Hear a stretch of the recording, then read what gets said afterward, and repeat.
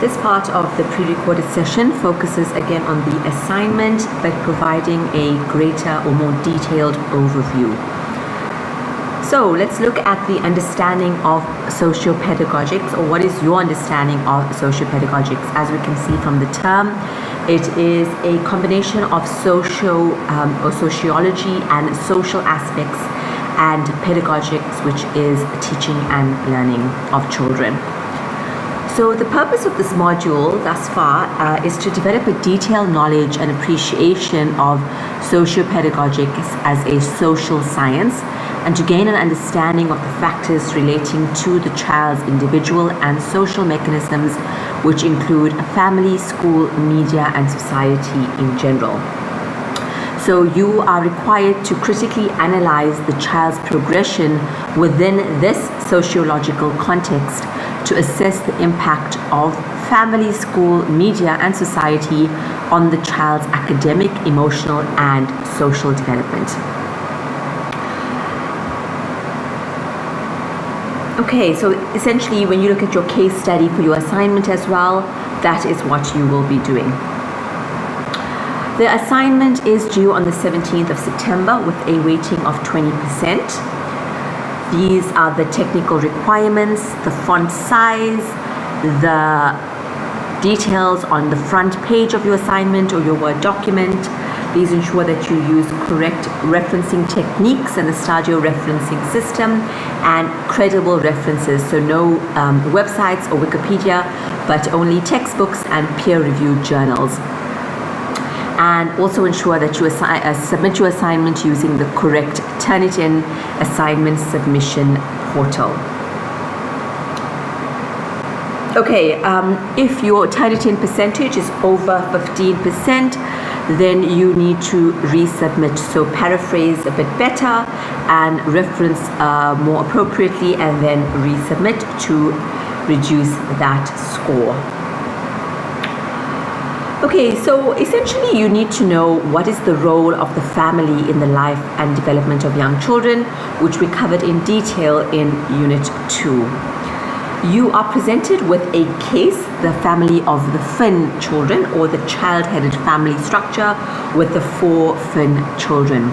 You need to analyze that and that specific family type in this assignment.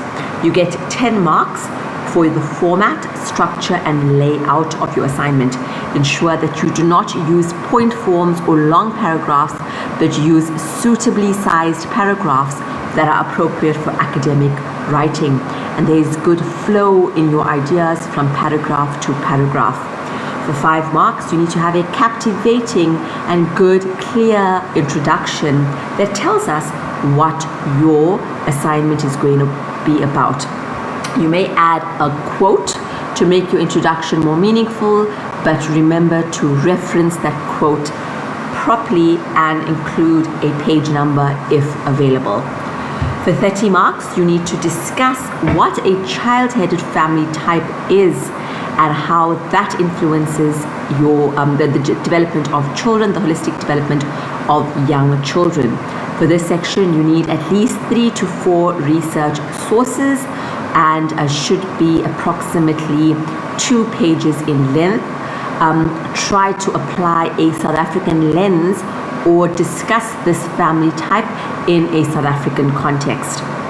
You're then going to discuss 3 types of development amongst the children, which is the social emotional development, the physical development, and the cognitive development, each worth 10 marks. You need to explain how this family type, which is the child-headed family type, has influenced the Finn children in their social and emotional development, physical development, and cognitive development. Thereafter, you need a good, concise conclusion which rounds off the main points in your essay and does not repeat anything in a very redundant way, but rounds off the main discussion points. Ensure that you have 3 to 4 reliable sources that you in-text reference and have a corresponding reference list, and you receive 10 marks for that and 10 marks for language, grammar, and spelling.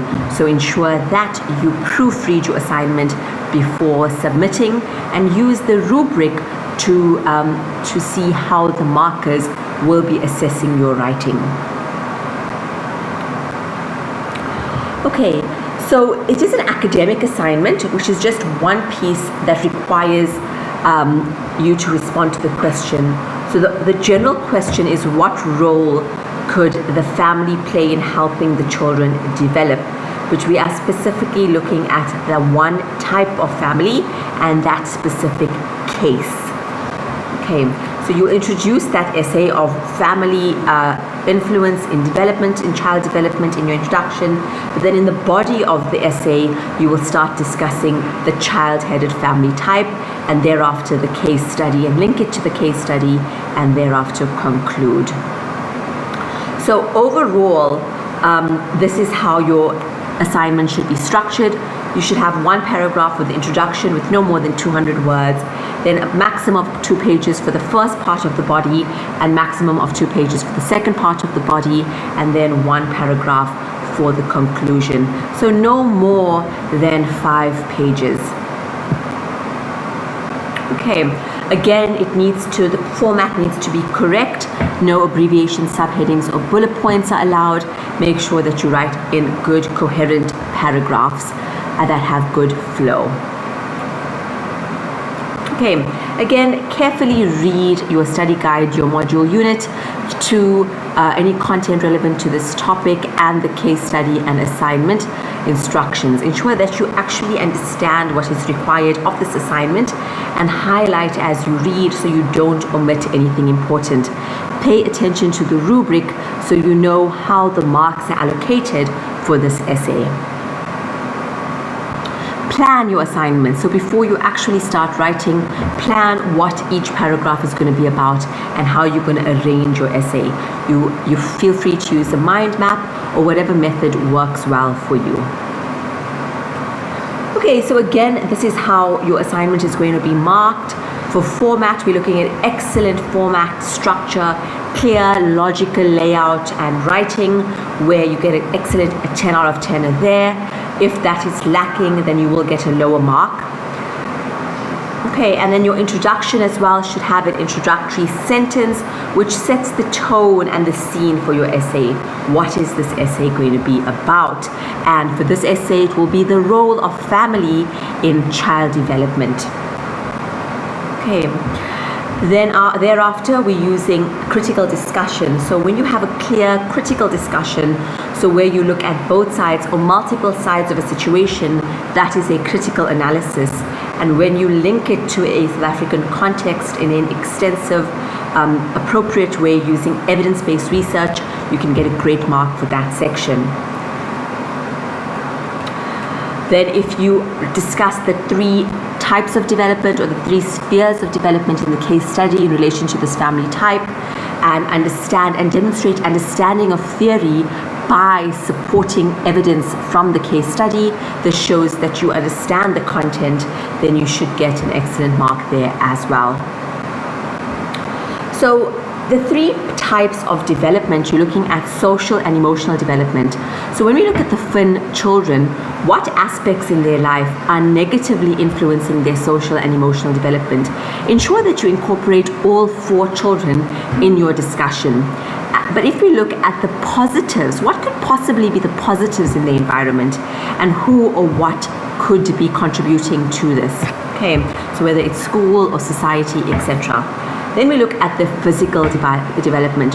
What essential needs are not being met in their lives that could potentially contribute their physical development?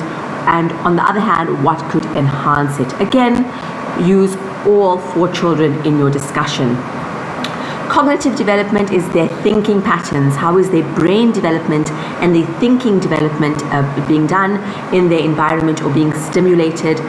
Provide evidence from the case study to support your answer, and suggest ways that this aspect of their development can be enhanced. Okay, so but at this point you should know what a paragraph is. It does group ideas together, but it's essentially one unit of thought that flows from paragraph to paragraph.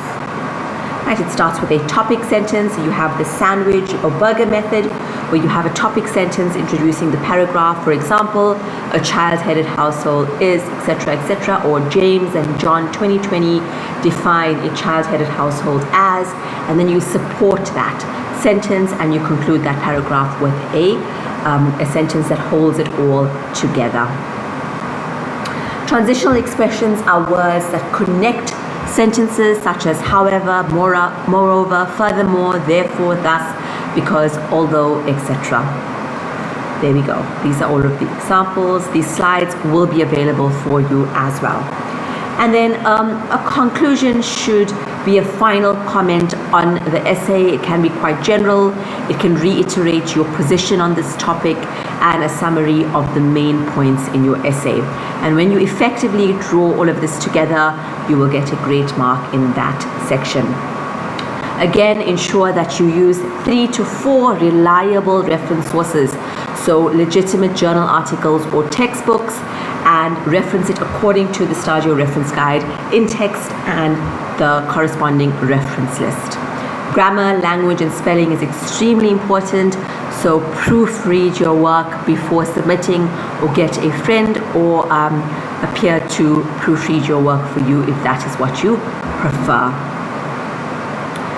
Okay, at second year, you should not have anything above 25% for this similarity. So this word here is actually incorrect. It's acceptable percentage of similarity, not of plagiarism.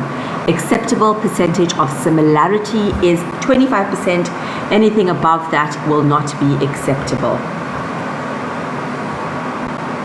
Okay, so I hope that gives you a clear